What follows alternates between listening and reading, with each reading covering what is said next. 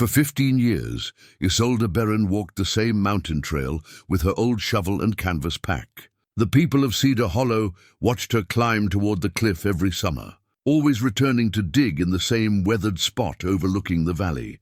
They called her the Hermitette of Hawk's Edge and made jokes about buried treasure and crazy old women. The men at the hardware store spun wild stories over coffee, but none of them ever asked why she kept digging. When retired surveyor Nolan Thresher found her camp that autumn afternoon, he saw something different in her quiet determination.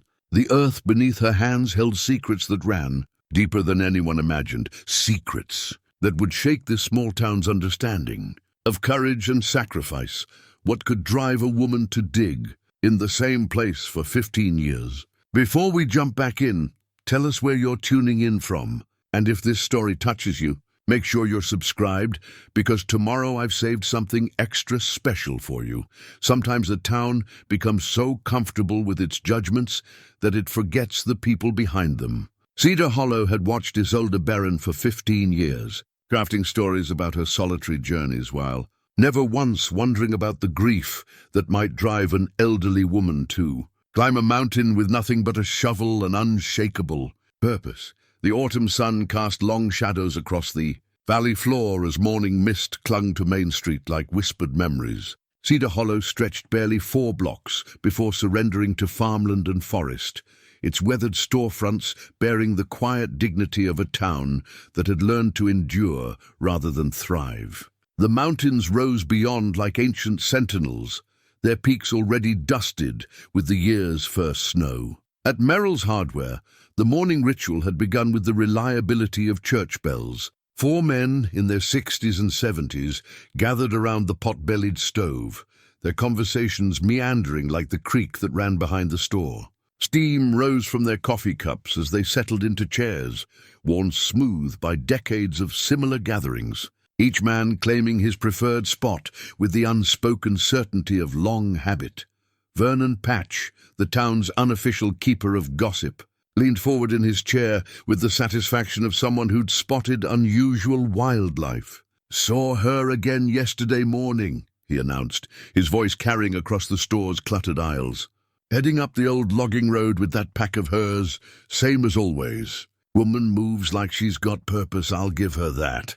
The others knew immediately who he meant. Isolde Berrin, though most of them couldn't recall if they'd ever learned her first name, had become their most reliable source of speculation during these morning sessions.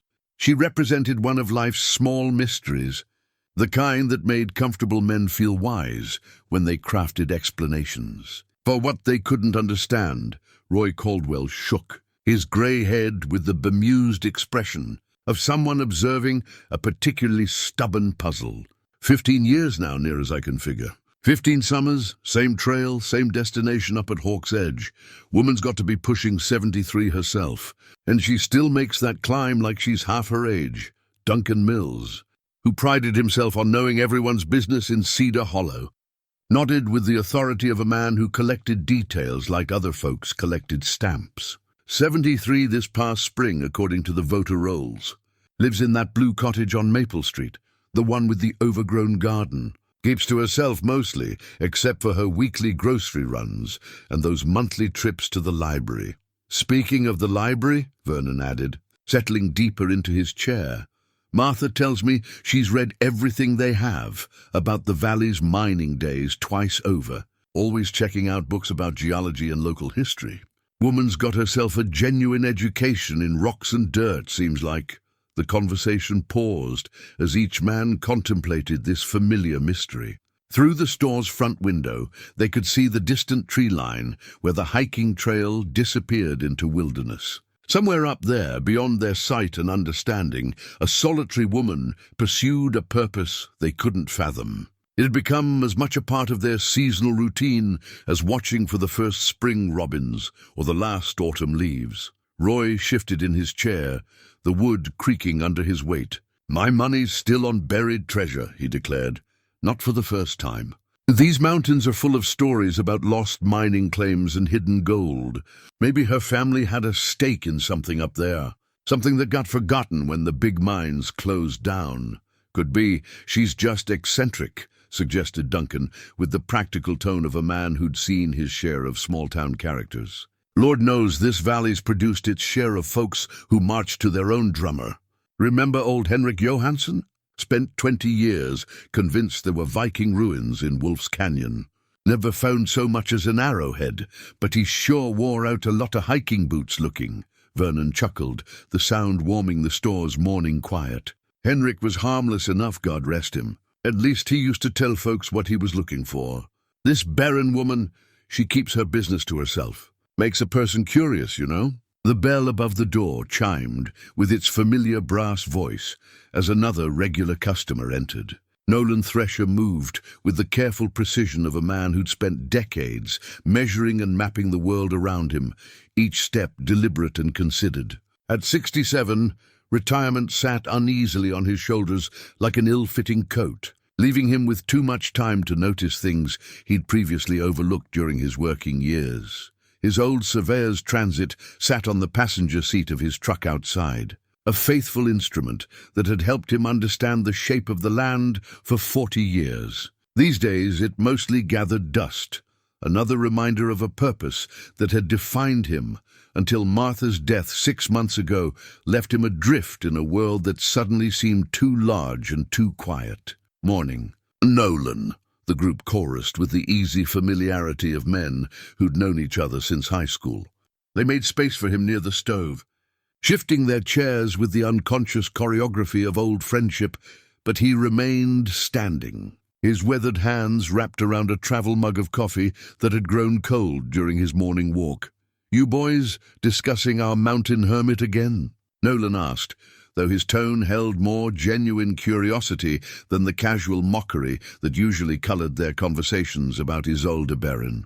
Vernon grinned and gestured toward the window with theatrical flair.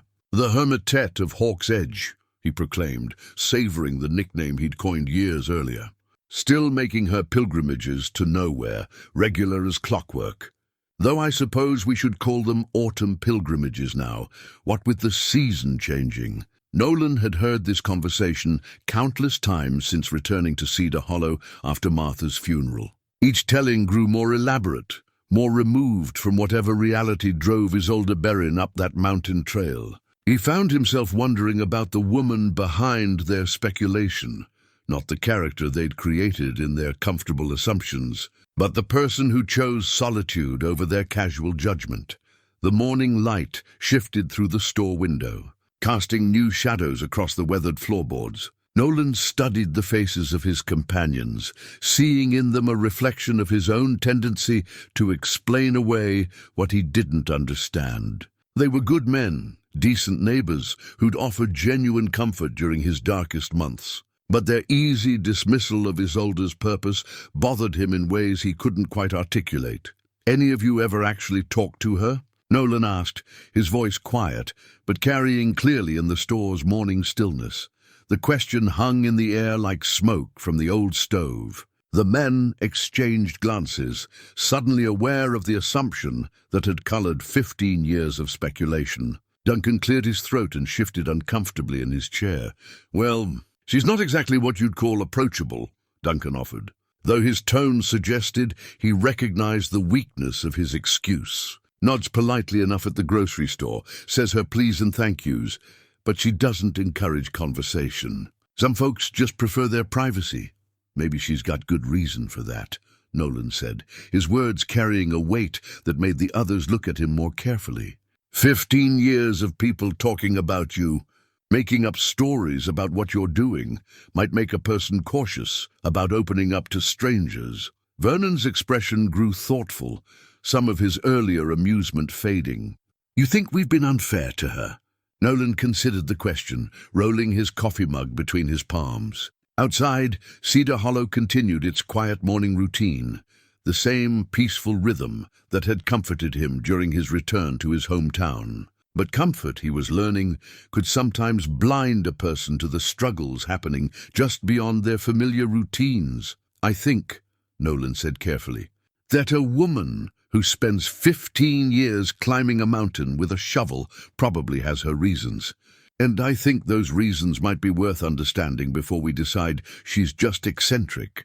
The conversation settled into thoughtful silence, each man wrestling with implications they hadn't considered. Roy stood and refilled his coffee cup from the pot that Vernon kept warm on the stove, the familiar ritual providing a moment's distraction from uncomfortable self-reflection. "You planning to ask her?"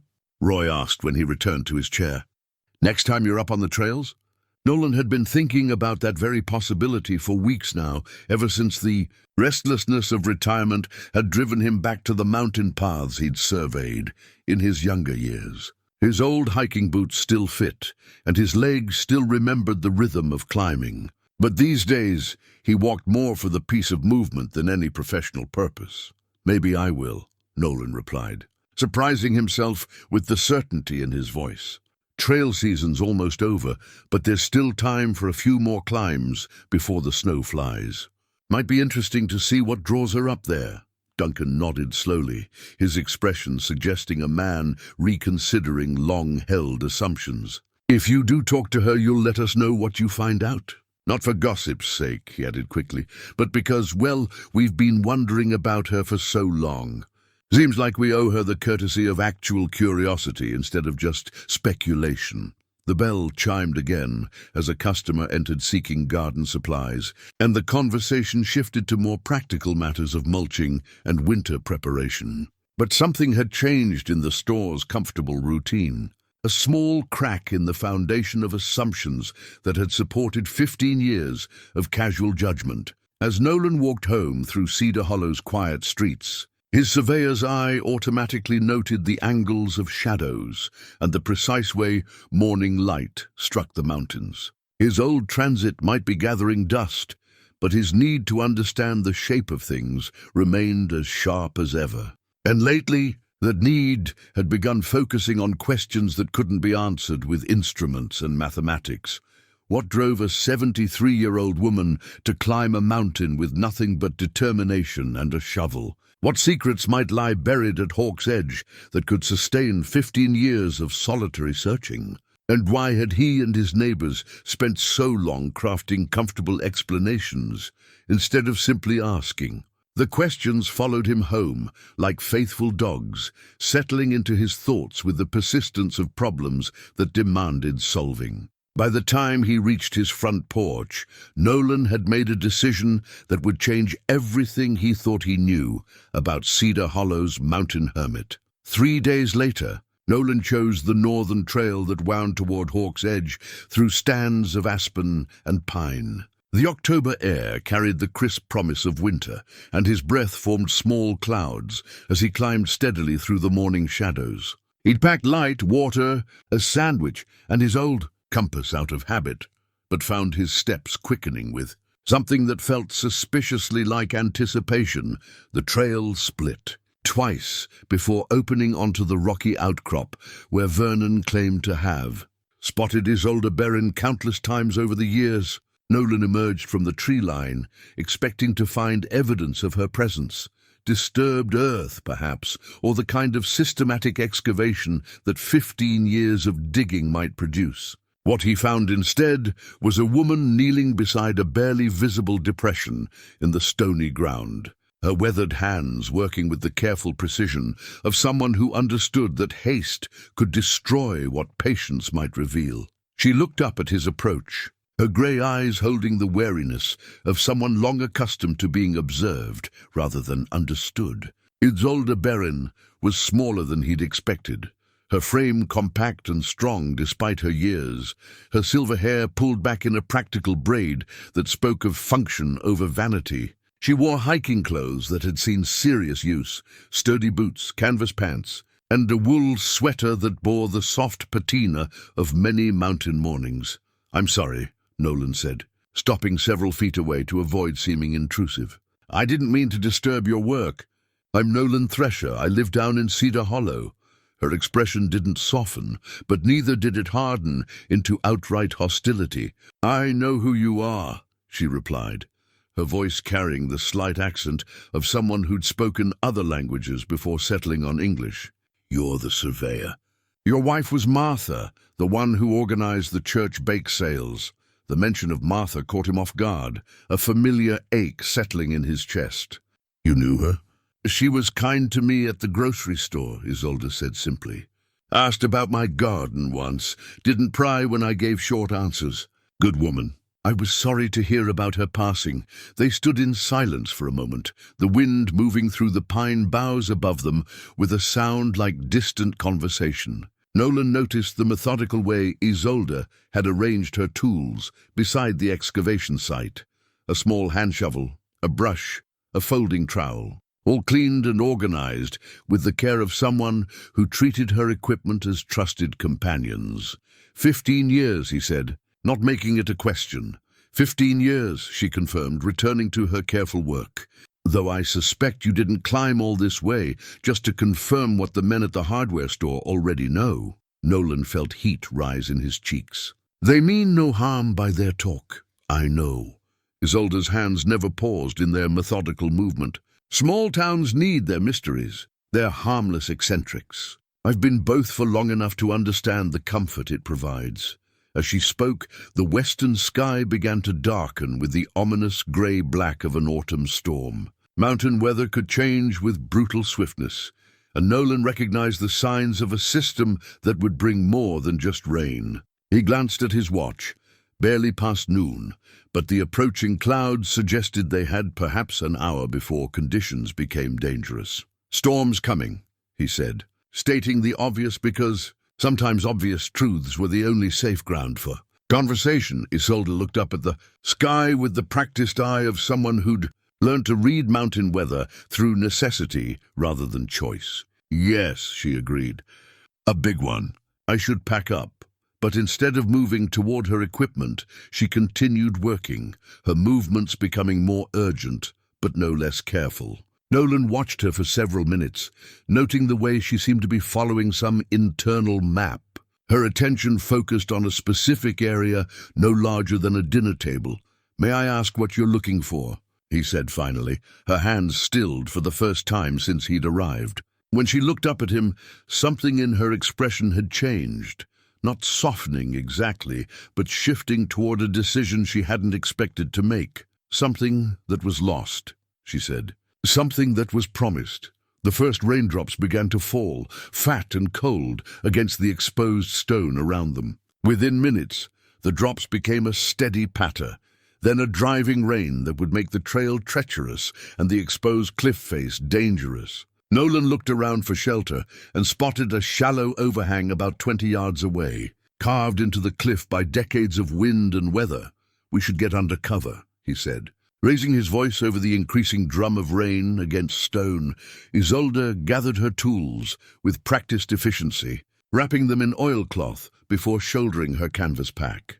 Together, they hurried to the overhang, arriving just as the storm unleashed its full fury. Lightning flickered through the clouds, followed by thunder that echoed off the valley walls like artillery fire. The overhang provided adequate shelter, but forced them into close proximity. Nolan found himself studying Isolde's profile as she watched the storm, noting the fine lines around her eyes that spoke of years spent squinting into wind and weather, the calluses on her hands that told stories of persistent labor. This was not the eccentric recluse of hardware store speculation. This was a woman with purpose, driven by something deeper than casual curiosity or idle obsession. "You're not going to ask me about treasure," she said without looking at him, "or secret maps, or family legends about buried gold." "No," Nolan agreed. "I'm not." She turned to face him then, and he saw something in her expression that might have been relief. "The men in town, they mean well, but they think in simple stories. Lost gold, family secrets, the kind of mysteries that have comfortable explanations. And your mystery doesn't have a comfortable explanation." Isolde was quiet for so long that Nolan began to think she wouldn't answer. The storm raged around their small shelter, turning the world beyond into a grey curtain of driving rain and wind. When she finally spoke, her voice was barely audible above the weather. "There was a German prisoner of war camp in this valley during the war," she said. 1943 to 1945. Most people have forgotten it existed, but I worked there as a translator. I was 19, spoke German because my grandmother taught me, and the government needed young women who could help with prisoner interviews. Nolan felt something shift in his understanding. Puzzle pieces beginning to arrange themselves into patterns he hadn't expected. "You met someone there?" "Klaus," she said, and the name carried weight that 15 years hadn't diminished. Klaus Hoffman. He was 22, captured in North Africa, sent here because he wasn't considered a high-security risk. He was an artist before the war, a woodcarver who'd been conscripted into service he never wanted. She reached into her pack and withdrew something wrapped in soft cloth. When she unwrapped it, Nolan saw a small wooden bird carved with extraordinary detail and skill. Even in the storm's grey light, the craftsmanship was evident.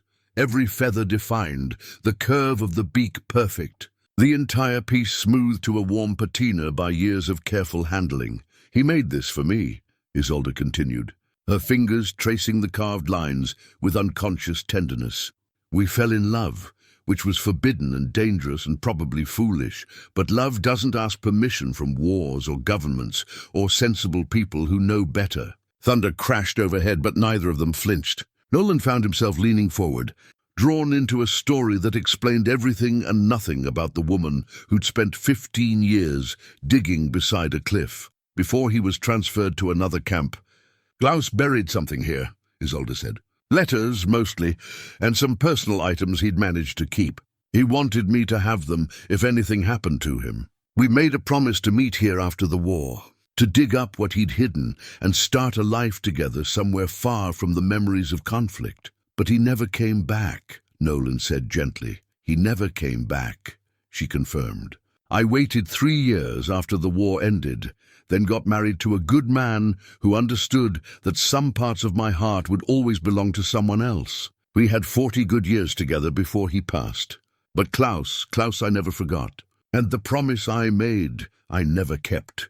The storm began to ease, the driving rain settling into a steady but manageable fall. Through the grey curtain, Nolan could see the excavation site where Isolde had been working, now partially filled with muddy water, but somehow still holding the shape of careful, systematic searching. "So you came back," he said, 15 years ago, after my husband died, and I realized that some promises don't expire just because time passes. I've been looking for Klaus's burial site ever since, trying to keep faith with a 22-year-old boy who trusted me with his most precious possessions." She rewrapped the wooden bird and returned it to her pack, her movements gentle but decisive. "Now you know what the men at the hardware store would make of that story. A foolish old woman chasing ghosts and promises that should have been forgotten decades ago." Nolan considered her words as the storm continued its retreat across the valley. He thought about Martha, about the promises he'd made and kept unbroken during their marriage, about the weight of commitments that outlived the people who made them. "I think," he said carefully, "that a promise is a promise, regardless of how much time passes. And I think 15 years of searching takes a kind of courage that most people wouldn't understand." Isolde looked at him with something that might have been surprise. "You're not what I expected from a surveyor." "Maybe," Nolan said, watching the rain ease toward drizzle. "You're not what anyone expected from the Hermitette of Hawk's Edge." For the first time since he'd met her, Isolde almost smiled. "That's a terrible nickname. Vernon Patch came up with it. He's proud of his creative flair." "Vernon Patch," she repeated, shaking her head. "The man who thought my digging was performance art for the tourists." They sat in comfortable silence as the storm finished its passage, leaving the mountain air clean and sharp with the scent of wet stone and pine. When the rain finally stopped, Isolde gathered her pack and prepared to leave the shelter. "The trail will be slippery," Nolan said. "Dangerous for a descent." "I've made this climb in worse weather," she replied, but without defensiveness. "Though I appreciate the concern." He stood as she shouldered her pack, struck by an impulse that surprised him. "Would you mind if I came back?" "To help with the digging, I mean. I've got experience reading terrain, and an extra pair of hands might be useful." Isolde studied his face for a long moment, her grey eyes searching for something, sincerity perhaps, or the absence of mockery. Whatever she found seemed to satisfy her. "Klaus would have liked you," she said finally. He appreciated people who took their commitments seriously. As they carefully made their way down the treacherous trail, Nolan found himself already planning his return to Hawk's Edge. He had tools that might be useful, knowledge that could help, and perhaps most importantly, he had time.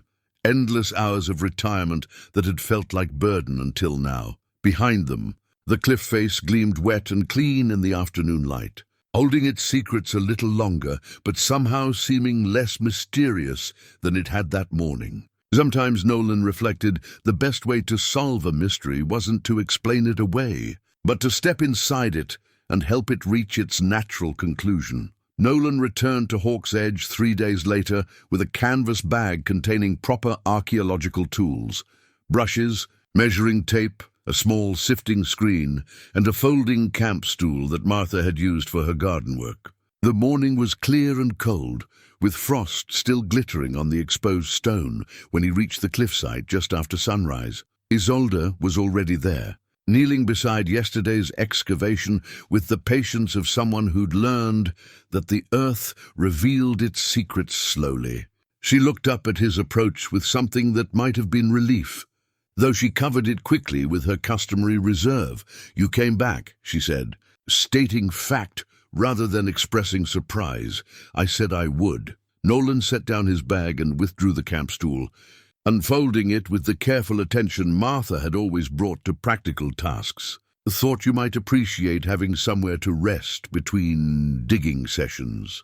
Isolde's eyes lingered on the stool for a moment, and he wondered if she recognized it as something that had belonged to someone who was no longer here. "Thank you," she said simply. The ground gets hard on old knees after a few hours. They worked in companionable silence for the first hour, Nolan following Isolde's careful methodology as she taught him to read the subtle differences in soil color and texture that might indicate previous disturbance. She moved with the systematic precision of someone who'd learned that hasty enthusiasm could destroy fragile evidence, and he found himself matching her deliberate pace. "You're a natural at this," she said, when he successfully identified a section where the earth had been turned decades earlier. "Most people rush, want to see immediate results." "Surveying teaches patience," Nolan replied, using one of Martha's old gardening brushes to carefully clear debris from a promising depression. "Accuracy matters more than speed when you're mapping something that other people will depend on. Is that what you're doing here?" "Mapping." Nolan considered the question as he worked. "In a way, yes. Trying to understand the shape of something important, even if I can't see all of it yet." Down in Cedar Hollow, his absence from the morning coffee gathering had already been noted. Vernon Patch stirred his coffee with unusual vigor, his curiosity clearly eating at him like a persistent itch. "Third day running," he announced to the assembled group. "Nolan's missed 3 days of coffee, and yesterday I saw him loading hiking gear into his truck." Roy Caldwell nodded thoughtfully. "Man's been restless since Martha passed. Maybe he's just working through his grief, getting back to the mountains he used to survey. Or maybe," Duncan Mills said, with the slow consideration of someone putting together a puzzle, "he's gone looking for our mountain hermit. Remember what he said about actually talking to her? The possibility hung in the store's warm air like smoke, fascinating and slightly worrying. None of them had expected Nolan to follow through on his casual suggestion, and the implications made them uncomfortable in ways they couldn't quite articulate. "Think we should be concerned?" Vernon asked. "I mean, we don't really know anything about that woman. For all our joking, she's been a complete mystery for 15 years. "Nolan's a grown man," Roy said, but his tone suggested his own unease. "If he wants to go chasing after hermits and buried treasure, that's his business." But even as he spoke, all 4 men found themselves glancing toward the mountains, wondering what kind of conversation might be taking place on the cliff they'd spent so many years discussing from a comfortable distance. Back at Hawk's Edge, Isolde had retrieved something from her pack that made Nolan set down his tools entirely. She held a small bundle wrapped in oiled cloth, tied with a ribbon that had once been blue but had faded to the color of winter sky. "Klaus wrote to me," she said, carefully untying the ribbon. Even after he was transferred to the other camp, he found ways to send letters. They had to be smuggled out through sympathetic guards, hidden in supply shipments, passed hand to hand like contraband. She unfolded the cloth to reveal perhaps a dozen letters, written on whatever paper Klaus had been able to find. Official forms, with writing squeezed into margins, torn pieces of military documents, even what appeared to be pages from a book with German text carefully crossed out and English words written between the lines. "I haven't read these in years," Isolde continued, her fingers hovering over the topmost letter. "After my husband died, I packed them away because the grief felt too fresh, too much like betrayal of the good life we'd built together. But lately, I've been thinking that maybe avoiding them was the real betrayal of Klaus, of the promises we made, of the love that was real even if circumstances made it impossible." Nolan waited while she made her decision, understanding that this moment balanced on the edge of something significant. The morning sun had climbed high enough to warm the cliff face, creating small eddies of heated air that carried the scent of pine and stone. "Would you like me to read them?" she asked. "To you, I mean. It might help me understand what he was trying to tell me about this place, about what he buried here." "Only if you want to," Nolan replied. "Some things are too private to share." Isolde selected a letter from the middle of the bundle, one written on official Wehrmacht stationery, with Klaus's careful handwriting covering both sides of the page. This one came just before he was transferred to the camp in Colorado. He was trying to explain why he'd chosen this particular spot for hiding his possessions. She cleared her throat and began to read, translating from the German as she went. "My dearest Isolde, by the time you receive this, I will be gone from the valley we've shared, but my heart remains with you beside the cliff where the hawk sees all. I chose this place because you once told me it reminded you of the castle towers in your grandmother's stories, where knights kept vigil and lovers made promises that echoed through generations." Her voice caught slightly, but she continued. "I have buried our letters here, along with the small things I've managed to keep from my life before this war changed everything. The wooden bird you love so much is only the beginning. I've carved other pieces during these long months, imagining the home we'll build together when peace comes. They wait in the earth like seeds, ready to grow into the life we've dreamed of." Nolan felt something shift in his understanding of the excavation site. This wasn't random searching. It was archaeology of the heart, a careful attempt to recover artifacts of interrupted love. "There's more," Isolde said, her eyes scanning the rest of the letter. "I've made a map of sorts, though not the kind that would help an enemy. Look for the place where the morning shadow of the tall pine touches the cliff face. Count 20 paces toward the valley, then 10 paces north. The earth there knows our story, even if the world has forgotten." They both turned to study the cliff face with new eyes. A lone pine tree, taller than its neighbors, cast a distinct shadow that moved across the stone like a sundial's hand. Following Klaus's directions would place the burial site perhaps 15 feet from where they'd been digging. Shadow would have been different 75 years ago, Nolan observed, his surveyor's training automatically calculating changes in tree growth and light angles. That pine was probably 30 feet shorter in 1944, which means his burial site would be closer to where you've been digging than his directions would suggest, Nolan finished. "You've been searching in the right area all along." Isolde stared at the carefully maintained excavation site. 15 years of patient work suddenly recontextualized by a letter she'd been too grief-stricken to examine closely. "I've been following my heart instead of his directions," she said with something like wonder. "And somehow, that's brought me closer to the truth." They spent the rest of the morning expanding the search area, using Klaus's letter as a guide, but trusting Isolde's instincts about where the earth felt different beneath their tools. By noon, they'd uncovered several areas where the soil showed signs of long-ago disturbance, each one bringing them closer to fulfilling a promise made by two young people who'd never imagined how long love could wait for resolution. As they packed up for the day, Isolde carefully rewrapped the letters, but something in her posture suggested a weight had been lifted. "Tomorrow," she said, "I'll bring the rest of Klaus's letters. It's time to let them help us find what we're looking for." Nolan shouldered his pack, already planning improvements to their search methodology. "Tomorrow," he agreed, understanding that he'd committed himself to something larger than archaeology. He'd become part of a story that had been waiting 75 years for its proper ending. The next morning brought the first hard frost of the season, turning the mountain meadows silver and making each breath visible in the thin air. Nolan arrived at Hawk's Edge to find Isolde already working, but this time she wasn't digging. Instead, she sat on the camp stool he'd brought her, reading through Klaus's letters with the systematic attention of someone finally ready to face buried truths. "I spent most of last night with these," she said without looking up. 40 years I kept them hidden away, thinking I was protecting my marriage, honoring my husband's memory. But I was really just protecting myself from feeling the full weight of what was lost." She held up a letter, written on thin paper that looked like it might have come from a military ration package. "This one explains everything." Klaus wasn't just hiding letters and personal mementos. He was creating what he called a memory chest, a collection of everything that would help us rebuild our lives together after the war. Nolan settled beside the excavation site, noting how the morning light revealed subtle variations in soil color that weren't visible in afternoon shadows. "What kind of things?"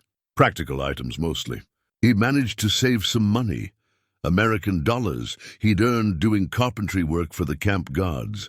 A few photographs of his family's workshop in Bavaria, pictures of the furniture and carvings they made before the war destroyed everything. "And tools," her voice grew softer.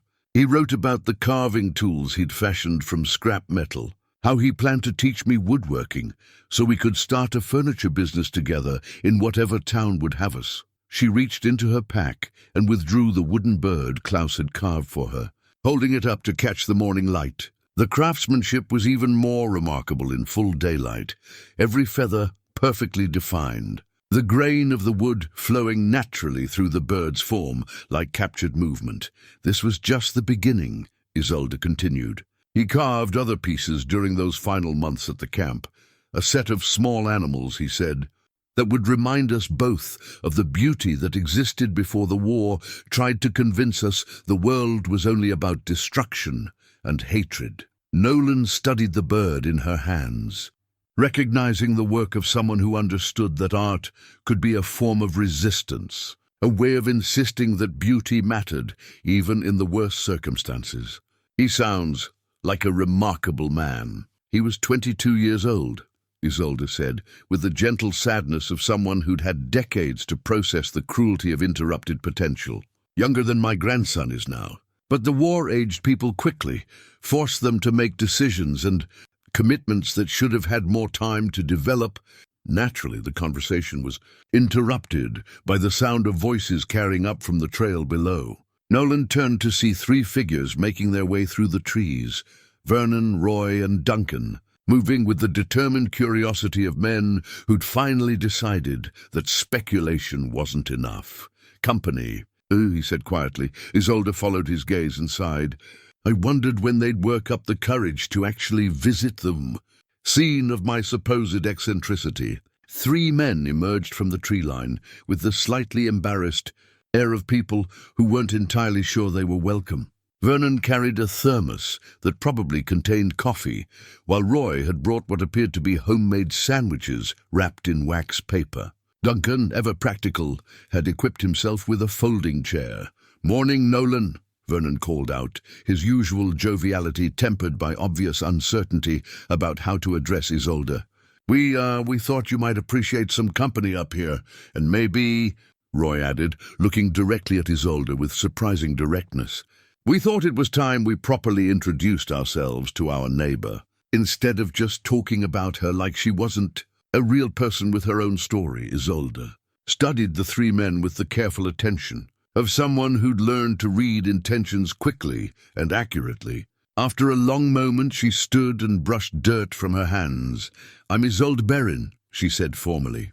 "And you're the gentleman who've been speculating about my sanity for the past 15 years. The direct acknowledgement hung in the mountain air like a challenge. Duncan shifted uncomfortably in his boots, while Vernon's face reddened with something that might have been shame. "We're sorry about that," Duncan said finally. "We meant no harm, but meaning no harm isn't the same as doing no harm, is it?" "No," Isolde agreed. "It's not." Roy stepped forward, his weathered hands clasped around the sandwich package like a peace offering. "We brought lunch, if you'd be willing to share it with a couple of old fools who should have known better." For a moment, Nolan thought Isolde might refuse. The habit of solitude was strong, and these men represented 15 years of casual judgment. But then something in her expression shifted, perhaps recognizing that isolation had become as much a choice as a necessity. "I suppose," she said carefully, "that everyone deserves a chance to start over." They arranged themselves in a rough circle on the rocky ground, sharing Roy's sandwiches and coffee from Vernon's thermos, while the morning sun climbed higher over the valley. The conversation began awkwardly, full of careful politeness and unspoken apologies, but gradually warmed as the men proved genuinely interested in understanding rather than simply satisfying their curiosity. "So you really are looking for something specific," Vernon said, after Isolde had shared an abbreviated version of Klaus's story. "All these years we thought, well, it doesn't matter what we thought. Buried treasure wasn't entirely wrong," Isolde replied with the first hint of humor Nolan had seen from her. "Just not the kind you were imagining." Roy studied the excavation site with the attention of someone who'd spent his life working with his hands. 15 years is a long time to search without finding anything. Takes real faith to keep going, or real stubbornness, Isolde said. "Some days I wasn't sure which was driving me up this mountain. Maybe both," Duncan suggested. "Maybe faith and stubbornness are two sides of the same coin when you're trying to keep a promise." They talked for another hour, the conversation meandering through stories of loss and persistence, of the ways small communities could both sustain and constrain the people who lived in them. Nolan found himself watching the dynamics between these four people who'd spent 15 years as strangers, noting how quickly genuine curiosity could bridge gaps that assumption had created. When the men finally prepared to leave, Vernon lingered beside the excavation site. "Is there anything we can do to help?" he asked. "Tools, equipment, extra hands for digging?" Isolde considered the offer, her gaze moving between the three faces that had shifted from curiosity to something like concern. "Actually," she said slowly, "there might be. Nolan mentioned that you run the hardware store. Do you have access to metal detectors? Klaus wrote about burying some metal items along with the wooden pieces, and they might be easier to locate." Vernon's face lit up with the enthusiasm of someone who'd found a way to transform past mistakes into present usefulness. "I know exactly where to get one. My nephew runs a treasure hunting club over in Millfield. They've got professional equipment. And," Roy added, "if you need help with the actual digging, well, we're all retired. Got nothing but time and a debt to pay for 15 years of talking without understanding." As the three men made their way back down the trail, Nolan noticed a change in Isolde's posture, less defensive, more open to the possibility that solitude might not be the only way to honor the past. "That went better than expected," she said, carefully rewrapping Klaus's letters. "Sometimes," Nolan replied, thinking about his own journey from comfortable assumptions to genuine engagement. "People just need permission to care about something that matters." They spent the rest of the morning expanding their search grid, but Nolan found himself thinking less about Klaus's buried memory chest and more about the way a simple act of curiosity could transform not just individual understanding, but an entire community's relationship with one of its own members. By noon, when they packed up their tools, Hawk's Edge felt different, less like a place of solitary grief and more like the beginning of something that might, eventually, become a shared story of redemption. Vernon arrived at Hawk's Edge the following afternoon, carrying a professional metal detector and wearing the expression of someone who'd discovered an unexpected purpose. Behind him, Duncan and Roy struggled up the trail with a card table, folding chairs and a cooler that suggested they'd planned for an extended stay. "My nephew's detector," Vernon announced, hefting the device with obvious pride. "Top of the line," he says. "Can distinguish between different types of metal, even estimate how deep things are buried." Nolan helped them set up what was rapidly becoming a base camp, complete with the card table for mapping their search grid and chairs for the increasingly frequent rest breaks that men in their 60s and 70s required. The transformation of Hawk's Edge from Isolde's solitary refuge into a community project had happened with surprising speed, but she seemed to accept the change with the pragmatic grace of someone who'd learned that life rarely followed expected patterns. "Klaus would have been amazed," she said, watching Vernon carefully adjust the metal detector's settings according to instructions he'd written on his palm. "He spent so much time alone in that camp, dreaming about the community we'd build together after the war. He never imagined that strangers would one day volunteer to help, dig up the future he'd buried." The detector's first sweep of the area produced a symphony of electronic beeps and whistles that sent Vernon into paroxysms of excitement. "Got something?" he called out, marking spots with small orange flags he'd borrowed from the highway department. Lots of somethings, actually. But as they quickly discovered, 75 years of mountain weather had deposited a remarkable variety of metal debris across the site. Bottle caps, coins dropped by hikers, fragments of old camping equipment, and what appeared to be pieces of a weather monitoring device created a metallic landscape that made precise location difficult. "This is going to take patience," Nolan observed, using his surveyor's training to create a systematic grid for their search. "We need to investigate each signal methodically, document what we find, and map everything so we don't duplicate our efforts." Roy, who'd spent 40 years as a mechanic, proved surprisingly adept at distinguishing between the detector's various signals. "That high-pitched whine means something small and close to the surface," he explained to the others. "The deeper tone suggests something larger, or buried deeper. And that warbling sound, that means multiple objects close together." It was the warbling signal that caught their attention late in the afternoon, coming from an area about 10 feet from Isolde's original excavation site. The detector's readings suggested several metal objects buried approximately 3 feet down, clustered together in a space no larger than a shoebox. "This could be it," Isolde said, her voice tight with 15 years of accumulated hope and fear. "Klaus wrote about wrapping everything in oilcloth inside a metal box he'd fashioned from camp kitchen supplies." They began digging with the careful precision of archaeologists, removing soil in measured layers and sifting everything through screens to ensure they didn't miss smaller artifacts. Duncan, despite his initial skepticism about the entire enterprise, proved to have a natural talent for the methodical work, his hands moving with the steady rhythm of someone who understood that rushing could destroy what patience might preserve. At 2.5 feet down, Nolan's trowel struck something that rang with the hollow sound of metal. The others gathered around as he carefully brushed soil away from what appeared to be a corner of a rectangular container, roughly the size of a cigar box, but made from hammered tin that showed the distinctive marks of handcraft rather than machine production. "Klaus made this himself," Isolde said, recognizing the crude but effective soldering at the box's corners. "He wrote about learning metalwork from one of the other prisoners, a man who'd been a tinsmith before the war." The box was wedged tightly in the earth, held in place by 75 years of settling soil and root growth. They worked for another hour, carefully excavating around it until the container could be lifted free without damage. The weight surprised them, heavier than expected, suggesting contents that had survived the decades better than anyone had dared hope. "Should we open it here?" Vernon asked, his voice hushed with the reverence appropriate to a moment that had been building for 3/4 of a century.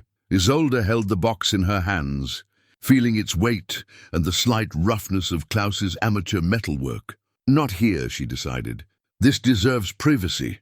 Somewhere Klaus and I can have our reunion without an audience." But even as she spoke, she seemed to recognize that the excavation had become larger than her personal quest for closure. These men had invested their own time and effort, had transformed themselves from casual observers to active participants in her story.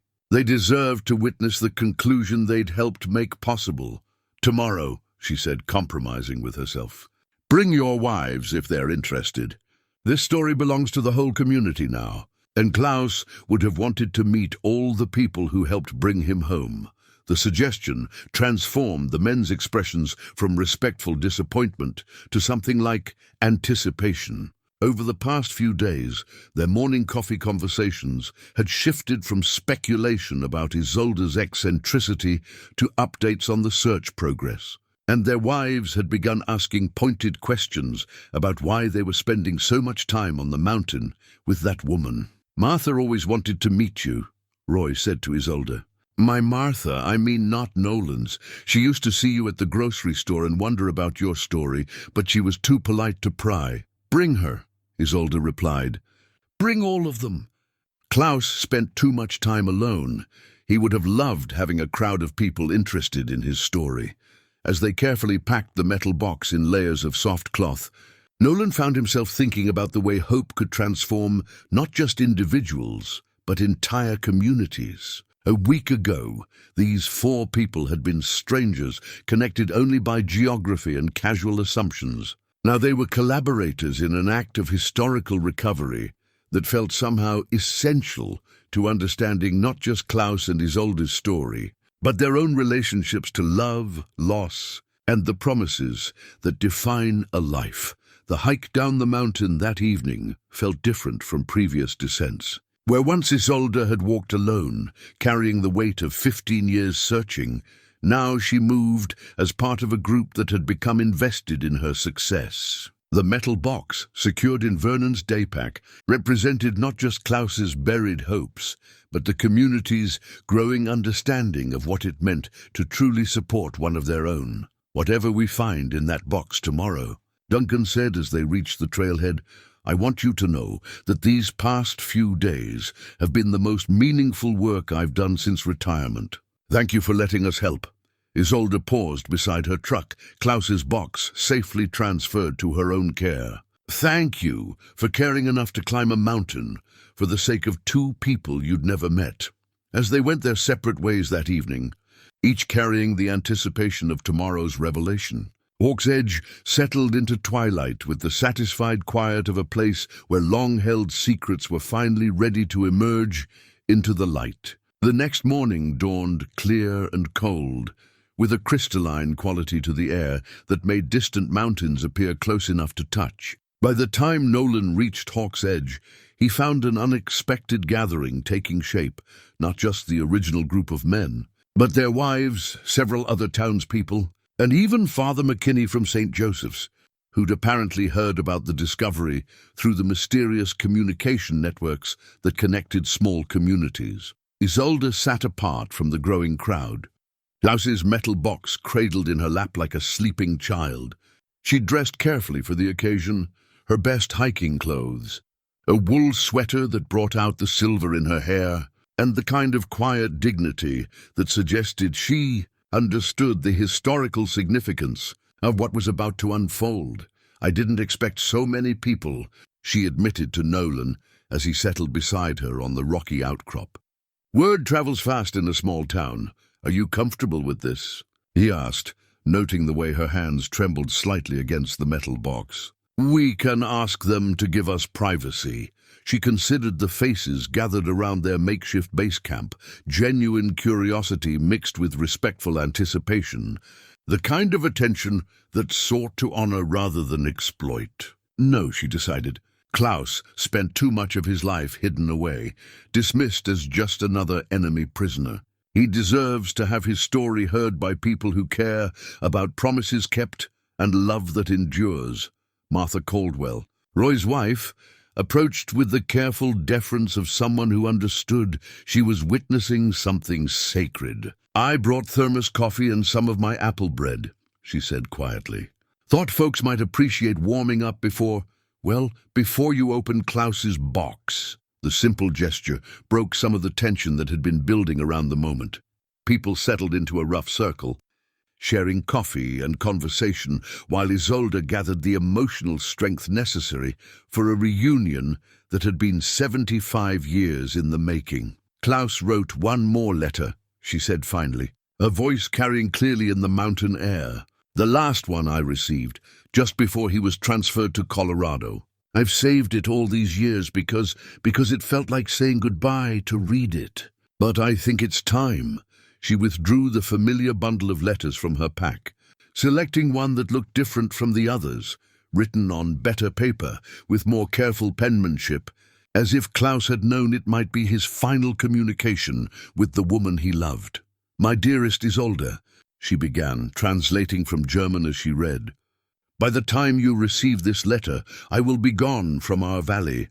But I carry with me the certainty that love like ours cannot be destroyed by distance or time, or the madness of men who mistake war for purpose." Her voice caught, but she continued, "I have buried more than letters and carved animals in our special place. Hidden with them is my grandmother's journal, the one she kept during the First War when she lost my grandfather to battles fought in countries whose names she couldn't pronounce. She taught me that grief and hope are not opposites but partners, that the deepest sorrow comes from love that refuses to be extinguished." The crowd listened with the absolute attention reserved for stories that illuminated fundamental truths about human nature.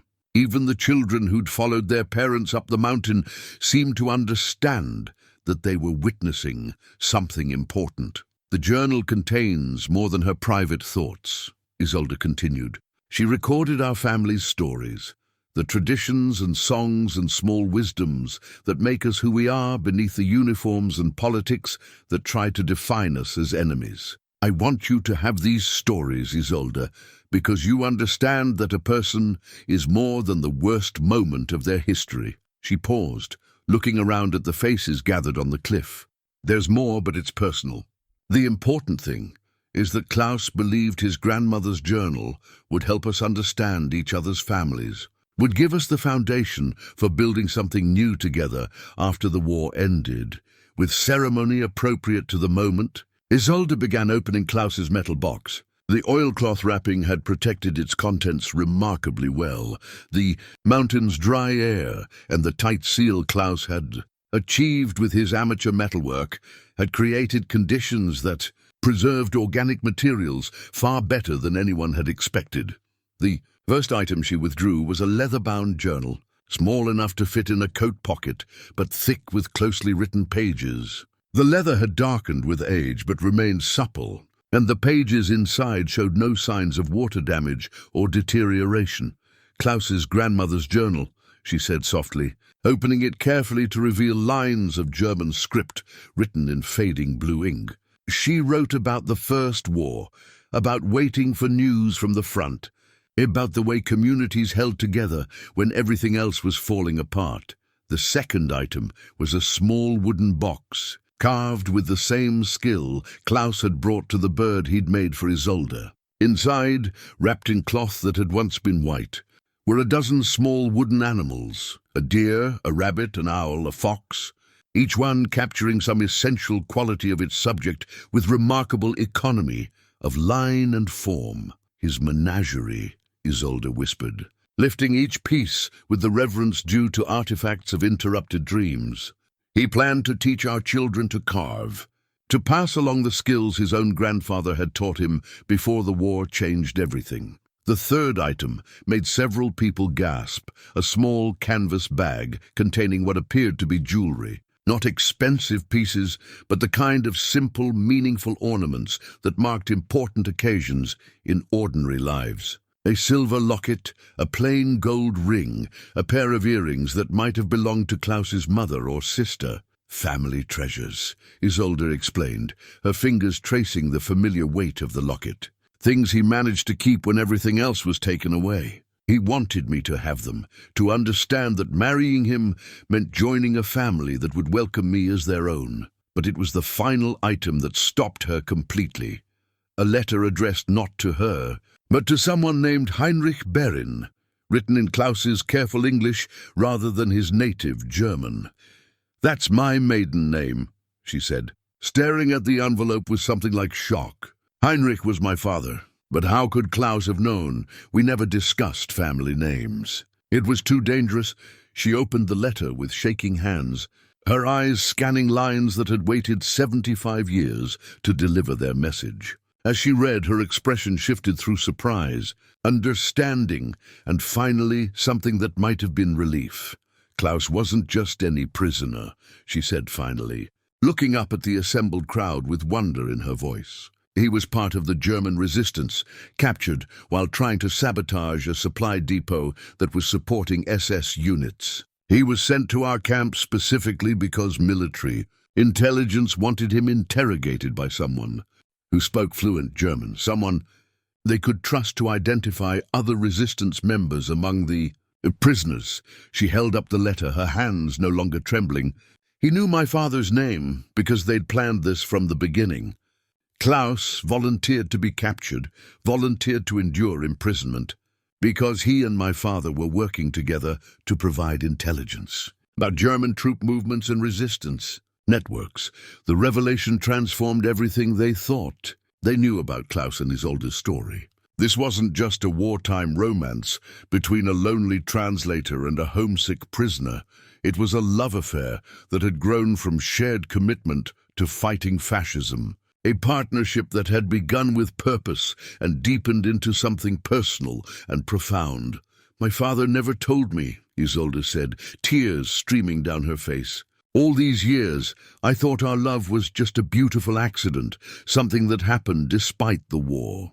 But we were chosen for each other, brought together by people who understood that the best way to fight hatred was to create connections that transcended the boundaries others insisted were absolute." As the implications of Klaus's letter settled over the gathering, Hawk's Edge felt charged with the kind of significance that transforms ordinary places into historical landmarks. This cliff, this weathered outcrop overlooking a forgotten valley, had become the site where a 75-year-old mystery had finally revealed its deeper truths about courage, love, and the ways that individual choices could ripple through generations. But Klaus's metal box held one more secret, hidden beneath a false bottom that Nolan's trained eye detected when the container seemed lighter than its external dimensions suggested. Working carefully with his pocket knife, he pried up what appeared to be the base of the box to reveal a small compartment containing something wrapped in multiple layers of oilcloth. "There's more," he said quietly, drawing everyone's attention back to the box that had already yielded so many surprises. Isolde unwrapped the package with the methodical care of someone who understood that this final item might be the most significant of all. What emerged made several people step back in shock. A heavy gold medallion, roughly the size of a silver dollar, bearing symbols that even those unfamiliar with military history could recognize as distinctly Nazi in origin. The medallion was inscribed with an eagle clutching a swastika, surrounded by German text that identified it as some kind of ceremonial award. But more disturbing than the medallion itself was what accompanied it, a small piece of paper with Klaus's handwriting in English, apparently explaining the artifact's significance. "This medallion belonged to SS Oberfuhrer Wilhelm Kraus," Isolde read, her voice growing steadier as she processed Klaus's explanation. "He commanded the unit responsible for executing captured resistance fighters in our region before he was reassigned to oversee prisoner transfers in America. I took this from his personal effects when our unit captured his transport convoy in 1943. She looked up at the assembled crowd, seeing her own confusion reflected in their faces. Klaus was a resistance fighter before he was captured. He wasn't just any prisoner. He was someone who'd been actively fighting against the Nazi regime from within Germany itself. But the letter continued, and its implications grew more complex with each line. Kraus was using his position in the American prisoner program to identify Nazi war criminals who were attempting to hide among regular Wehrmacht prisoners. His plan was to help high-ranking SS officers escape justice by providing them with new identities and safe passage to South America. Father McKinney, who'd been silent throughout the morning's revelations, stepped forward with the troubled expression of someone wrestling with moral complexity. "Are you saying this Klaus fellow was trying to stop Nazi war criminals from escaping justice?" "That's exactly what he was doing," Isolde confirmed, reading further in the letter. "I volunteered to be captured and transferred to the American camp because our intelligence network had learned that Kraus was operating from there. My mission was to gather evidence of his escape network and identify which prisoners were actually war criminals using false identities." Vernon, still clutching his metal detector like a talisman, shook his head in amazement. "So when you fell in love with him, I was falling in love with a man who'd risked everything to ensure that the people responsible for mass murder couldn't simply disappear into comfortable anonymity," Isolde finished. "Klaus wasn't just fighting a war, he was fighting for the principle that actions have consequences, that justice matters even when it's difficult and dangerous to pursue." The medallion felt heavier in her hands as she continued reading Klaus's explanation. "Kraus kept detailed records of his escape network, hidden in a second location that I discovered before our convoy was captured. I've buried these documents along with the medallion, evidence that could expose dozens of war criminals who successfully escaped justice with American government assistance."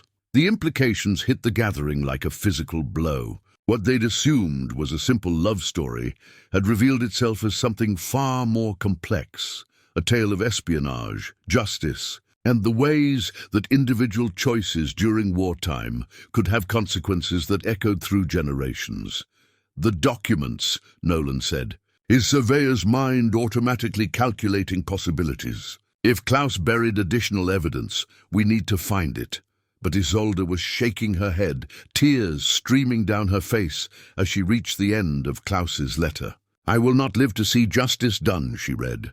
"Her convoy was attacked during transfer to the Colorado camp, and I was mortally wounded in the escape attempt. By the time you read this, I will be dead, but the evidence remains hidden where only you can find it. Look for the place where we carved our initials, where we promised to meet again when the war ended." The silence that followed was broken only by the wind moving through the pine trees above them. Everyone present was processing the same devastating realization.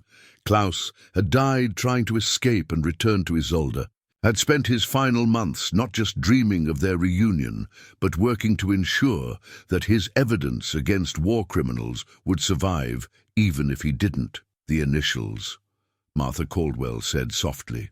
"Did you and Klaus carve your initials somewhere?" Isolde nodded, her composure finally cracking under the weight of 75 years of accumulated loss. "The old pine tree, the one we used to calculate the shadow measurements. There's a heart carved about 6 feet up the trunk, with our initials inside.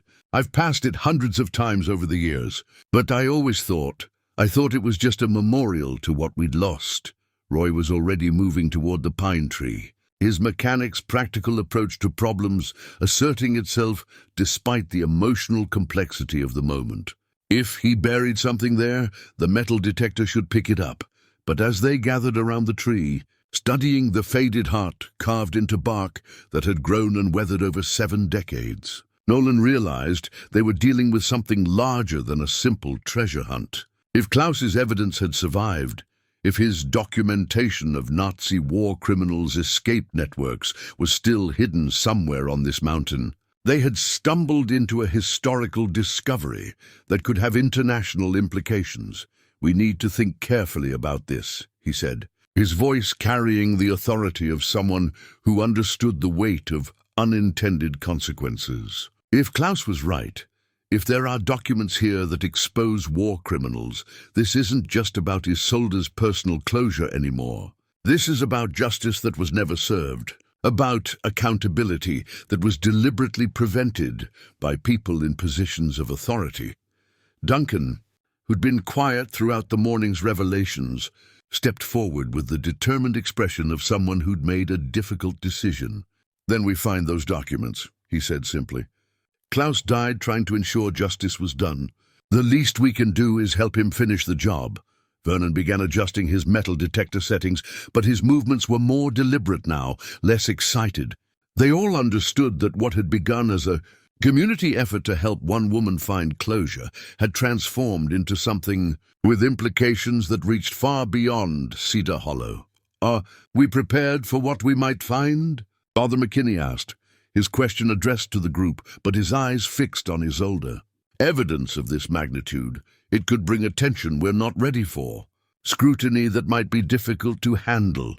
Isolde stood and walked to the pine tree, placing her hand against the bark just below the carved heart that had waited 75 years for someone to understand its true significance. "Klaus died believing that some things matter more than personal comfort," she said. "Truth matters. Justice matters. And keeping faith with people who gave everything to ensure that evil doesn't simply disappear into convenient amnesia, that matters most of all." She turned back to face the assembled group, her expression showing the kind of resolve that had sustained 15 years of solitary searching. "We're going to find Klaus's evidence, and we're going to make sure it reaches people who can still do something meaningful with it. Not for revenge, not for publicity, but because Klaus was right. Actions have consequences, and some debts to justice don't expire just because time passes." As Vernon fired up the metal detector and began systematically scanning the area around the pine tree, Hawk's Edge felt transformed once again. What had been a place of personal pilgrimage had become the site of a historical reckoning, where long-buried secrets were finally ready to emerge into the light of contemporary justice. The afternoon sun cast long shadows across the cliff face, and somewhere in those shadows, Klaus's final gift to the world waited to be discovered by people who understood that love and justice were not separate forces, but two aspects of the same commitment to ensuring that truth endures long enough to matter. The metal detector's warbling signal came from beneath the pine tree's root system, approximately 4 feet down and slightly to the north of the carved heart. But extracting Klaus's second cache would require more than the careful hand tools they'd used for the first excavation. The roots had grown through and around whatever he'd buried, creating a natural vault that would need to be approached with both archaeological precision and forestry expertise. "We'll need professional help," Nolan said, studying the way massive roots disappeared into the earth around the tree's base. "This isn't something we can handle with camp shovels and enthusiasm." Vernon was already pulling out his cell phone, though the mountain location meant he'd have to hike partway down the trail to get reliable service. "My nephew knows an arborist over in Millfield, someone who specializes in root system excavation without damaging the tree."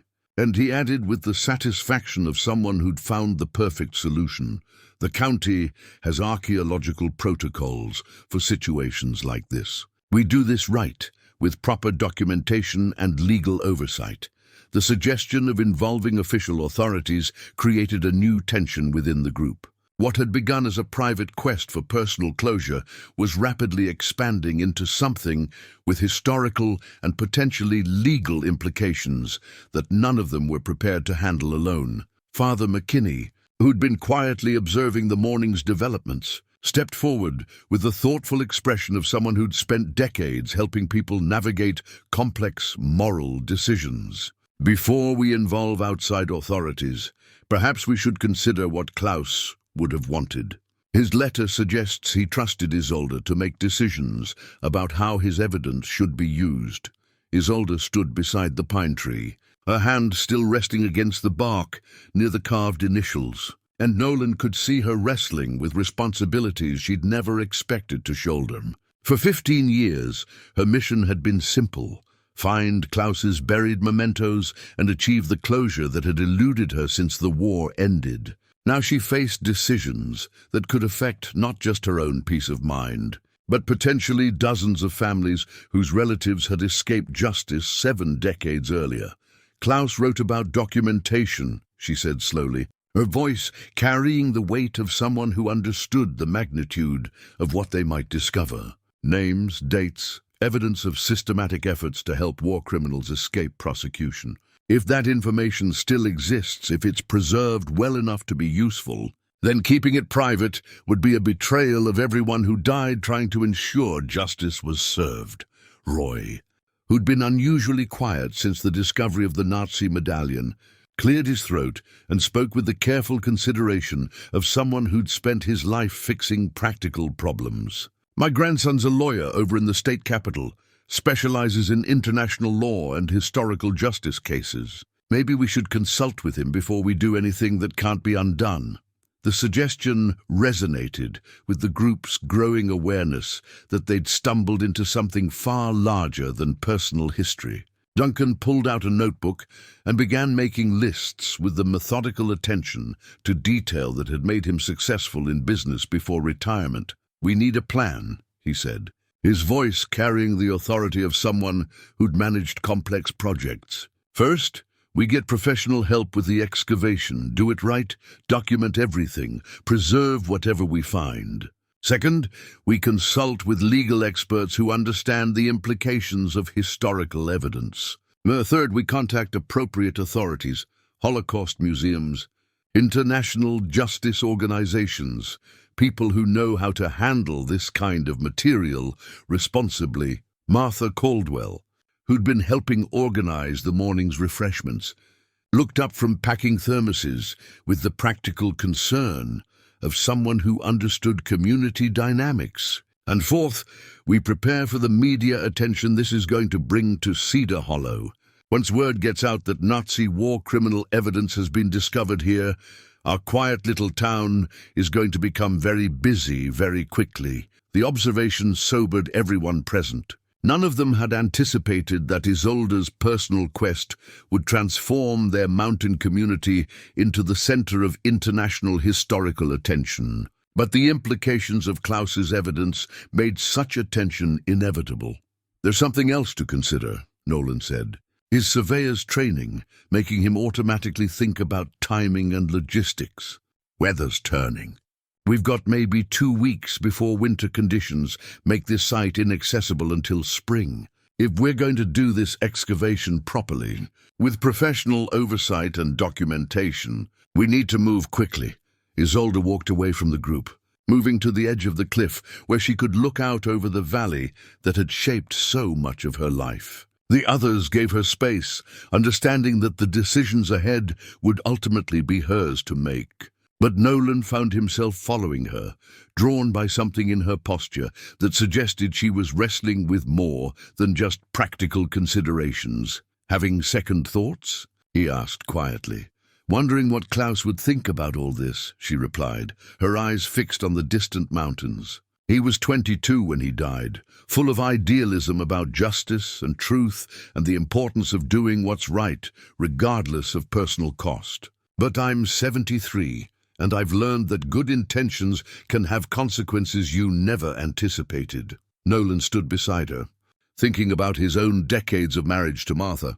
The way time had taught him that love meant protecting people, not just from obvious dangers, but from the unintended complications that could arise from even the most well-meaning actions. "Klaus trusted you to make these decisions," he said finally. "Not Klaus, the idealistic 22-year-old, but you, the woman who spent 15 years keeping faith with his memory, who understood better than anyone what his evidence was meant to accomplish."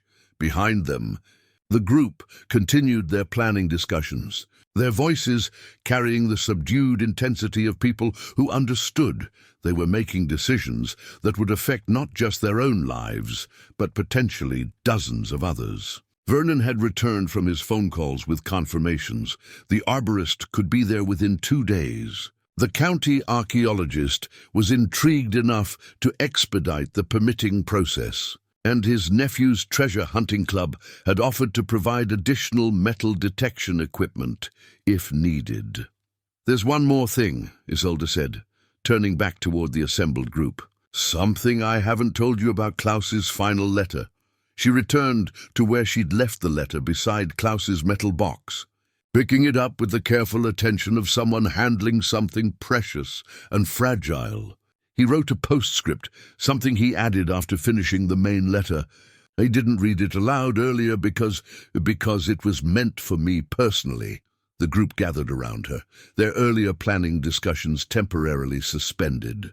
Isolde looked down at Klaus's handwriting, her fingers tracing lines that had waited 75 years to deliver their final message. My beloved Isolde, she read, her voice steady despite the tears in her eyes. If you're reading this, then you have already discovered that love can survive anything: war, separation, death, and the cruelty of people who mistake hatred for strength. The evidence I have hidden will help ensure that evil cannot simply disappear into comfortable amnesia, but more importantly, your decision to search for it proves that some promises are too important to be broken by time or circumstance. She paused, looking around at the faces gathered on the cliff, people who'd started the day as casual acquaintances and had somehow become collaborators in an act of historical recovery. Do not carry this burden alone, Klaus's letter continued. Find people who understand that justice delayed is not justice denied, that truth matters enough to be worth protecting across generations. Trust them to help you finish what we started. Because love that creates justice is love that transforms not just individuals, but entire communities. The letter's final lines seemed to speak directly to their current situation, as if Klaus had somehow anticipated the exact circumstances under which his evidence would be discovered. Whatever you decide about the documents I have hidden, know that you have already fulfilled the most important promise we made to each other. You have refused to let love be defeated by hatred, refused to let hope be destroyed by loss. Everything else is simply the work that love makes possible when it refuses to be conquered by time. As Isolde finished reading, the autumn wind moved through the pine boughs above them with a sound like distant approval. The practical planning they'd been engaged in suddenly felt less like burden and more like opportunity, a chance to demonstrate that Klaus had been right about the transformative power of love that refuses to be limited by individual concerns. Well then, Vernon said, his voice carrying the determined cheerfulness of someone who'd found his purpose. I guess we'd better get that arborist up here and see what other surprises Klaus left for us. Father McKinney stepped forward and placed his hand on Isolde's shoulder with the gentle authority of someone who'd spent decades helping people navigate moments when personal faith intersected with public responsibility. Klaus was right about community, he said. Some burdens are too important to carry alone, and some promises are too significant to be kept in isolation. Whatever we discover in that second cache, we'll face it together, all of us, as neighbors who understand that justice delayed can still be justice served, if the right people are willing to do the difficult work of ensuring truth survives long enough to matter. As the group began their descent from Hawk's Edge that afternoon, each person carried not just the weight of Klaus's revelations, but the growing understanding that they'd become part of something larger than any of them had anticipated, a story that connected personal love to historical justice, individual promises to community responsibility, and the courage to search for truth to the wisdom needed to handle it appropriately when it was finally found. 2 days later, Hawk's Edge resembled a carefully organized archaeological site more than the solitary refuge it had been for 15 years.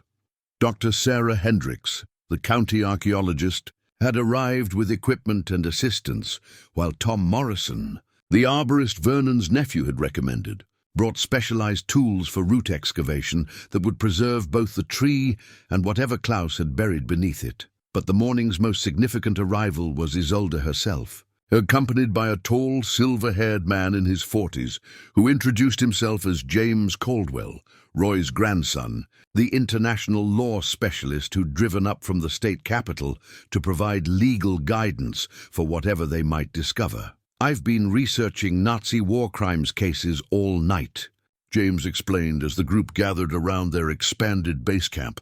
If Klaus's evidence is authentic, if it documents successful escapes by high-ranking SS officers, then we're potentially dealing with cases that are still actively pursued by international justice organizations. Some of these people may still be alive, and their estates certainly are. Dr. Hendricks, a woman in her 50s, who carried herself with the quiet authority of someone who'd spent decades extracting historical truth from reluctant earth. Listened to Klaus's story with the professional attention of someone evaluating evidence rather than enjoying drama. The time frame is significant, she said, studying Klaus's original metal box and its contents. 1944 was when systematic efforts to establish escape routes for war criminals were reaching their peak efficiency. If your Klaus was documenting American collaboration with these efforts, his evidence could fill crucial gaps in historical understanding.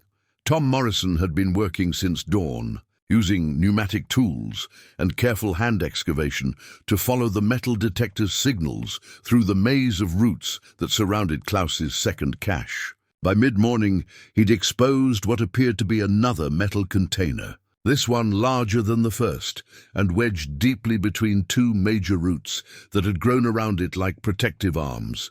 "It's going to take time," he called out from his position beside the tree.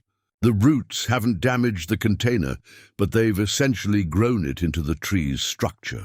I need to be very careful not to harm either the tree or whatever's inside the box." The careful excavation process gave everyone time to process the magnitude of what they were attempting. Media attention had already begun. A reporter from the regional newspaper had somehow learned about the discovery and called Roy's house that morning, asking pointed questions about Nazi gold and hidden treasure that demonstrated how quickly accurate information could become sensationalized speculation. "We need to control the narrative," James advised, his legal training evident in his systematic approach to potential problems. "Once this story becomes public, we'll lose the ability to ensure Klaus's evidence is handled appropriately. Treasure hunters, conspiracy theorists, Holocaust deniers, they'll all want to claim pieces of this story for their own purposes." Isolde stood apart from the increasing activity, her attention focused on the carved initials that had waited 75 years for this moment of revelation. Nolan noticed her isolation and moved to stand beside her, understanding that the woman who'd spent 15 years searching in solitude might be overwhelmed by the sudden transformation of her private quest into a public archaeological event. "Too many people?" he asked quietly. "Klaus would have been amazed," she replied, watching Dr. Hendricks document every aspect of the excavation with photographic precision. He died believing his evidence would never be found, that the war criminals he'd identified would escape justice because no one would ever know they'd been. "Here," Tom Morrison's voice carried across the site, with the excitement of someone who just solved a complex puzzle. "I can see the container clearly now," he called out. "It's intact, sealed with what looks like military-grade waterproofing. Give me another hour, and I should be able to extract it without damaging the contents." Father McKinney, who'd arrived early to offer whatever spiritual support the day's revelations might require, moved closer to Isolde with the gentle concern of someone who understood that profound moments often required simple human presence more than complex theological commentary. "Are you ready for this?" he asked, his question encompassing not just the physical opening of Klaus's second cache, but the emotional and historical implications of whatever they might discover. "I've been ready for 75 years, Isolde replied, but her voice carried the uncertainty of someone who'd imagined this moment countless times, without ever truly believing it would arrive. "Klaus trusted me to ensure his evidence reached people who could use it appropriately. I just never imagined those people would include half the town of Cedar Hollow and a team of professional archaeologists." As if summoned by her words, Dr. Hendricks approached with the careful expression of someone who'd spent her career balancing historical significance with human sensitivity. "Mrs. Berrin," she said formally, "before we proceed with opening Klaus's second container, I want you to understand what we're likely to find. Based on your description of his letter and the time frame involved, We're probably looking at documentation that could reopen investigations into some of the most significant unsolved war crimes cases of the 20th century." She paused, studying Isolde's face with professional compassion. "Once we open that container, once we document and authenticate its contents, there's no going back to privacy. This will become historical evidence, subject to legal processes and public scrutiny that may continue for years." Isolde looked around at the faces. Gathered on the cliff, people who'd transformed, from distant neighbors to active collaborators in a quest for justice that had outlived the man who initiated it. "Klaus knew the risks when he buried this evidence," she said finally. "He chose truth over safety, justice over comfort. The least I can do is honor that choice by seeing his mission through to completion." Tom Morrison emerged from his excavation site, carefully cradling a metal container that was noticeably larger than Klaus's first cache. "It's ready," he announced, his voice carrying the solemnity appropriate to a moment that had been building for 3/4 of a century. The second container opened with a metallic whisper that seemed to echo across 7 decades of patient waiting. Inside, wrapped in multiple layers of oiled cloth that had protected their contents with remarkable effectiveness, lay Klaus's final gifts to justice: a thick bundle of documents, several photographs, and what appeared to be a detailed map with locations marked. Throughout the American Southwest, Dr. Hendricks worked with the methodical precision of someone who understood that historical artifacts required careful handling to preserve both their physical integrity and their evidential value. As she carefully unwrapped the first document bundle, the extent of Klaus's intelligence gathering became apparent. These weren't casual observations, but systematic documentation created by someone who understood the importance of detailed record-keeping. "This is extraordinary," she murmured, photographing each item before allowing anyone to handle it. "He's documented names, dates, locations, transport arrangements. This reads like a complete operational manual for war criminal escape operations."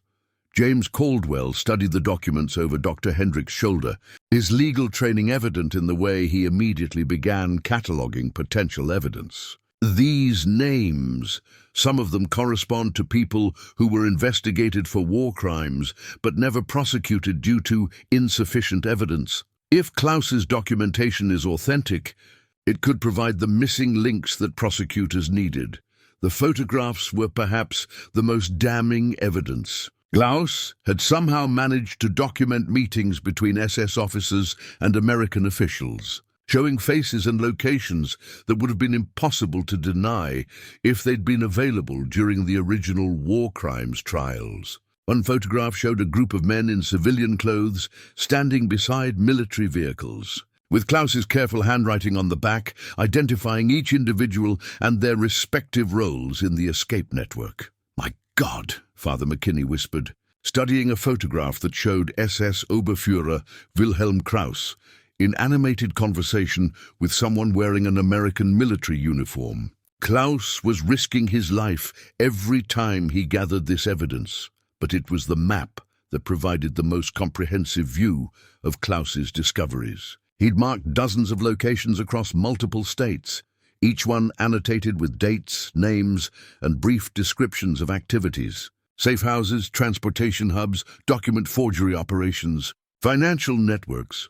The scope of the war criminal escape operation was far larger than anyone had suspected. "This changes everything we thought we knew about post-war justice efforts," Dr. Hendricks said, her voice carrying the excitement of someone who'd just uncovered a major historical discovery. Klaus documented a systematic effort to subvert international justice, operating with apparent official cooperation at the highest levels of American government.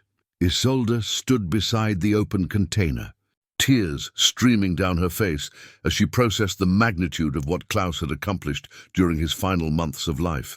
This wasn't just evidence, it was a comprehensive indictment of institutional failure, created by a 22-year-old prisoner who'd understood that some truths were too important to be buried with their discoverers. "He knew he was going to die," she said quietly, her words carrying across the assembled group with the weight of absolute certainty. This level of documentation, this systematic approach, Klaus wasn't gathering evidence for after the war. He was creating a record that would survive even if he didn't. The implications settled over the group like autumn shadows. Klaus hadn't just been a young man in love, dreaming of a post-war reunion with his beloved translator. He'd been a resistance fighter and intelligence gatherer, using his position as a prisoner to document one of the most significant justice failures of the 20th century. James Caldwell was already making phone calls, contacting colleagues who specialized in international war crimes prosecution. I need to get this evidence to people who can authenticate it properly and determine what legal actions might still be possible, he explained between calls. Some of these cases may have descendants who are still living, estates that were built with Nazi gold, institutions that benefited from war criminal money. Tom Morrison, who'd been carefully documenting the excavation site, approached Isolde with something in his expression that suggested the day wasn't finished revealing its secrets. "There's something else," he said quietly. "When I was extracting the container, I found this wedged between the roots. Almost like it had been placed there separately." He held out a small object wrapped in cloth, not oilcloth like the other items, but what appeared to be a piece of fabric that had once been part of a shirt or jacket. When Isolde unwrapped it, she found a simple gold ring, obviously a man's wedding band, with an inscription on the inside that made her sink onto the camp stool Nolan had brought her weeks earlier. "For Isolde, with all my love, Klaus," she read, her voice barely audible. "He had this made for me, even knowing he might die, even focused on gathering evidence that could save countless lives. He found time to have a wedding ring, created for a future we'd never share."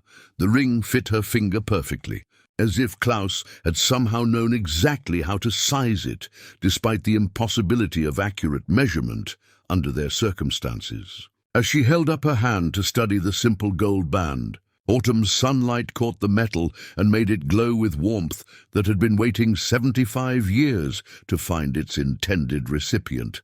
"Now I understand," she said, looking around at the faces of people who'd become far more than neighbors during this extraordinary morning.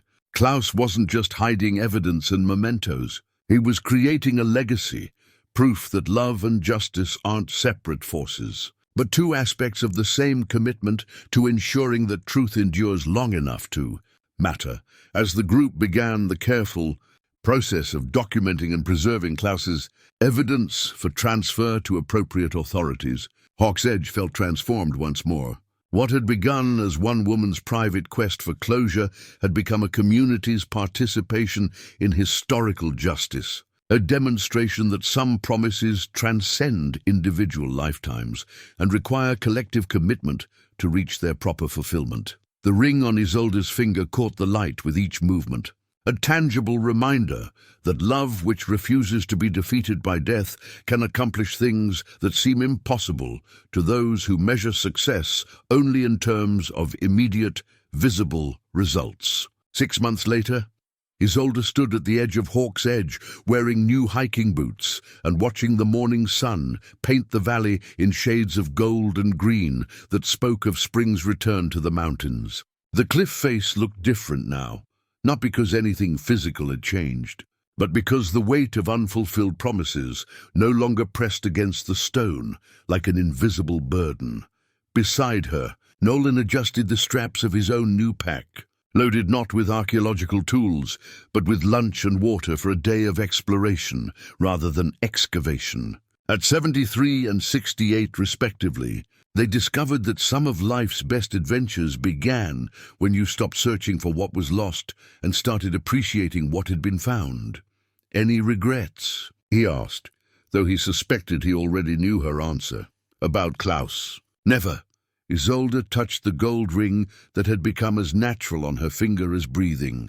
"About the media circus? The documentary crews? The book deals I keep refusing?" "Sometimes." But Klaus would have understood that truth comes with complications.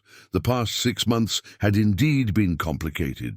Klaus's evidence had triggered investigations across 3 countries, leading to the recovery of millions of dollars in assets that had been hidden for 75 years. 2 men in their 90s, living quietly in Argentina and Brazil, had been identified as war criminals who'd escaped justice with documented American assistance.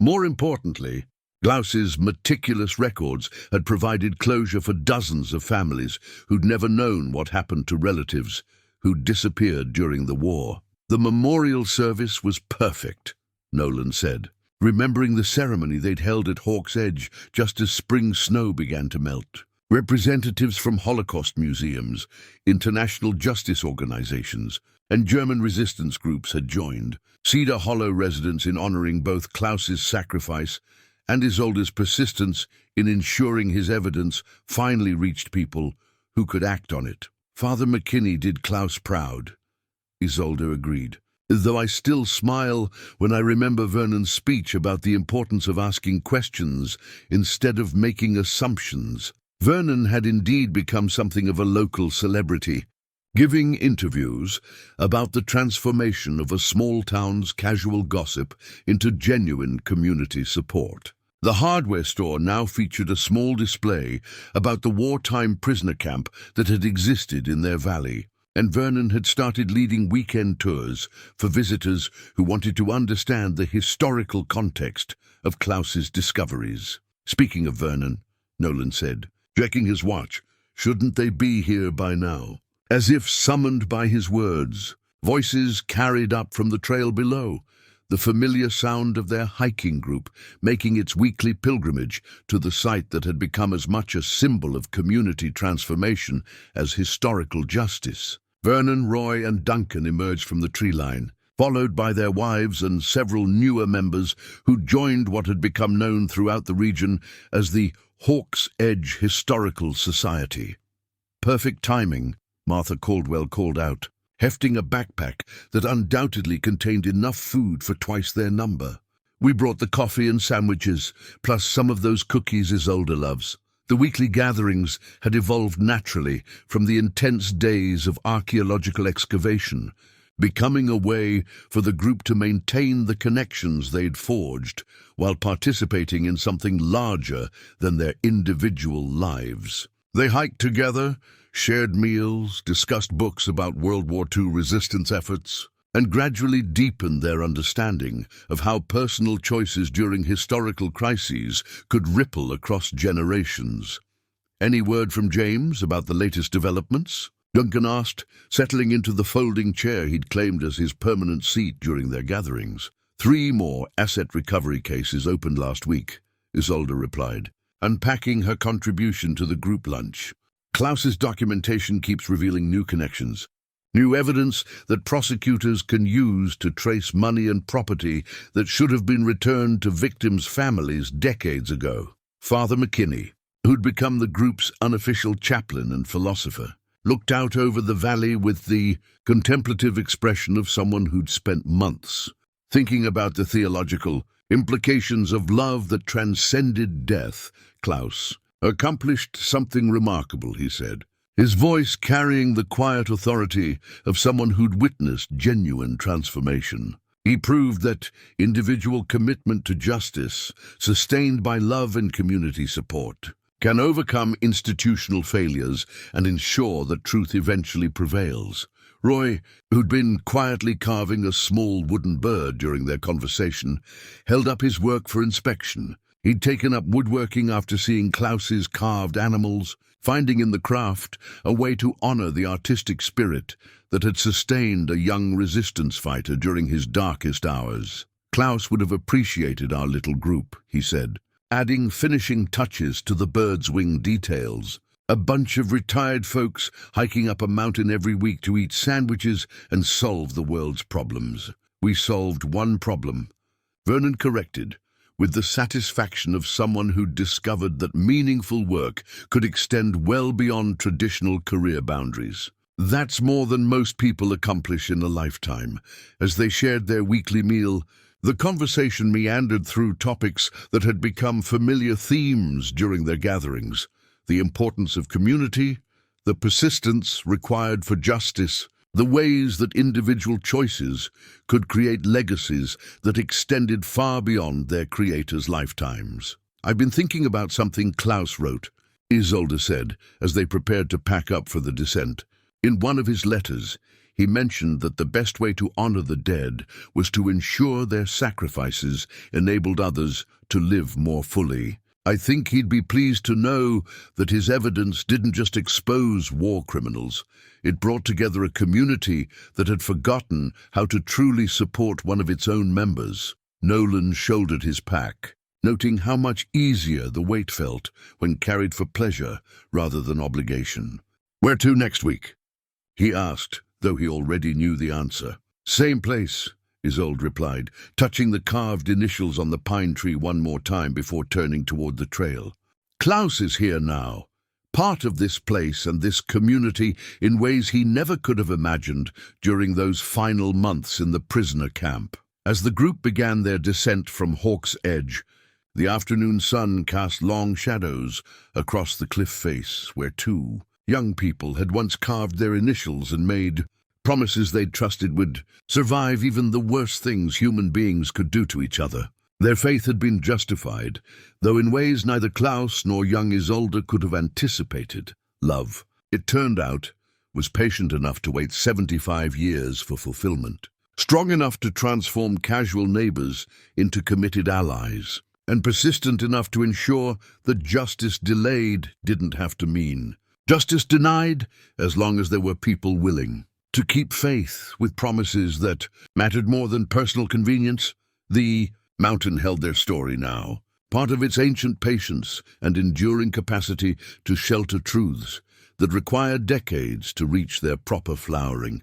And every week, a small group of friends climbed toward that story, carrying with them the understanding that some things, love, justice, community, and the courage to search for truth, were worth whatever time and effort they required.